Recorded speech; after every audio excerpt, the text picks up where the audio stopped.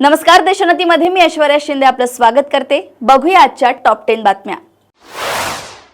मुख्यमंत्री लाडकी बहीण योजनेच्या लाभार्थ्यांना जानेवारी महिन्याचा हप्ता येत्या 26 जानेवारीपूर्वी दिला जाणार असून या योजनेच्या जानेवारी महिन्याचा हप्ता देण्यासाठी 3690 कोटी रुपयांचा निधी वितरित करण्याच्या प्रस्तावास मंत्रिमंडळाने गुरुवारी मान्यता दिली आहे। लकी ड्रॉद्वारे दुचाकी व अन्य आकर्षक बक्षीस देण्याची टोळी गावागावात फिरत असल्यानं ग्रामीण भागातील तरुणाई विळख्यात सापडत आहे। गोंडपिंपरी तालुक्यातील नांदगाव परिसरात काही शेतकऱ्यांनाही या लकी ड्रॉने गंडा घातल्यानं पोलिसांनी कठोर पाऊल उचलावे अशी मागणी आता जोर धरत आहे। मराठी हा विषय लंडनमधील शिक्षणात असावा यासाठी माझे प्रयत्न सुरू आहेत। नुकताच मराठीला अभिजात भाषेचा दर्जा मिळालाय, त्यामुळे लंडनमधील शिक्षणात मराठी भाषेचा समावेश करण्याचा मार्ग सुकर झालाय। लवकरात लवकर मराठीचा समावेश होण्याच्या दृष्टीने आम्ही प्रयत्नरत आहोत, अशी भावना मेटा कॉग्निझन कोर्सच्या निर्मात्या डॉक्टर माधवी आमडेकर यांनी व्यक्त केली आहे।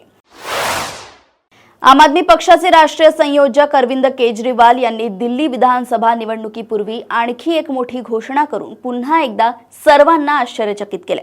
जर आपने सरकार स्थापन केलं तर ते दिल्लीतील विद्यार्थ्यांना मोफत बस पास देतील, तसेच दिल्ली मेट्रोमध्ये प्रवास करताना 50% सूट देखील दिली जाईल असं म्हटलं। कुंभमेळ्याच्या सुरुवातीपासूनच हर्षा रिछारिया हे नाव जोरदार चर्चेत आहे।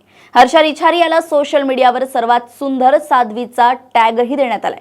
कुंभमधील 30 वर्षीय हर्षाचा व्हिडिओ व्हायरल झाल्यानंतर सर्वांना तिच्याबद्दल जाणून घेण्याची उत्सुकता आहे। अशा परिस्थितीत प्रत्येक लहान मोठ्या माध्यमांनी तिची मुलाखत घेतली, ज्यामध्ये तिला विचारण्यात आलं की तिने साध्वी होण्याचा निर्णय का घेतला। या प्रश्नाचं उत्तर देताना तिने सांगितलंय की ती साध्वी झाली। जॉन अब्राहमचा बहुचर्चित आगामी सिनेमा म्हणजे डिप्लोमॅट। या सिनेमाचं पहिलं पोस्टर काहीच दिवसांपूर्वी रिलीज झालं होतं, तेव्हाच या सिनेमाची चर्चा सुरू झाली होती। आता डिप्लोमॅट सिनेमाचं नवीन पोस्टर रिलीज झालंय। या पोस्टरवर जॉन अब्राहमचा डॅशिंग लुक दिसून येतो।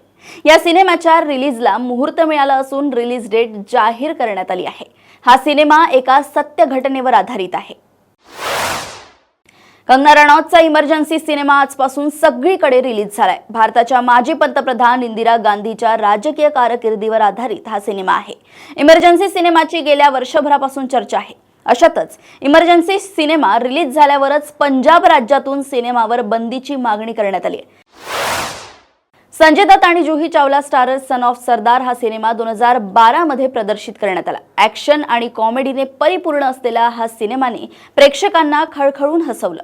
शिवाय अजय देवगण आणि सोनाक्षी सिन्हा ही जोडी सिने रसिकांची मन जिंकण्यात यशस्वी ठरली। आता जवळपास 12 वर्षांनंतर या सिनेमाचा सिक्वल प्रेक्षकांच्या भेटीला येणार आहे। सगळ्यात महत्त्वाचं म्हणजे या सिक्वलमध्ये सोनाक्षी सिन्हा आणि संजय दत्तच्या जागी नवे चेहरे पाहायला मिळतील। भारतीय क्रिकेट नियामक मंडळाने म्हणजेच बीसीसीआयने गुरुवारी रात्री आपल्या राष्ट्रीय संघात शिस्त आणि एकजुटतेला प्रोत्साहन देण्यासाठी 10 सूत्रीय निर्देश दिले आहेत। यामध्ये देशांतर्गत क्रिकेट खेळणे बंधनकारक, दौऱ्यावर कुटुंबीय आणि वैयक्तिक स्टाफच्या उपस्थितीवर बंदी आणि मालिकेदरम्यान वैयक्तिक जाहिरातींवर बंदी यासारखे निर्देश दिले आहेत।